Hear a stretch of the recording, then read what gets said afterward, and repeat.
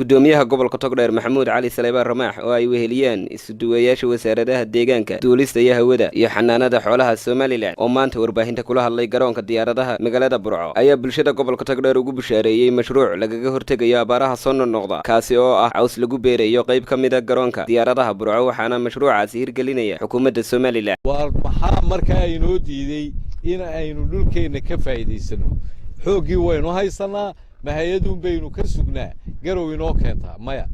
ma sugayno waxaan qabnaa inaan qabsan karno waxaan ku bilownay in hay'adaha dawladdu ay iska kaashadaan waxaan ugu baaqayaa dadweynaha seerayaasha bilaa macnaha iska xidhay in aanay waxba ka jirin shuruucdii dawladdaanu fulinaynaa waxaanu qaban doonaa meel aan beernayn ama qodnayn oo aanu u aqoonsanahay in cidi leedahay ma jirto dadka oo seerayaasha sharci darrada ee aan waxba ka beerin in aanay dhulkaas dadka kala hayn waa sharci darro talaaba la qaadaya guddiinu ka faa'iideysano goobta tan aynu joogno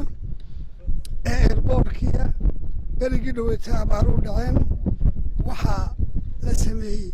31,000 oo neef oo ariba ku badbaadi barkiina oo la soo geliyo soo galay halkan waxyaabaha keenay fikradda tan iminka ama ku sii dhiirigeliya dadka saafka inaan yacni sidii berigii dhaweyto oo kale wax kala soo baxno inta aynu fursado u haysano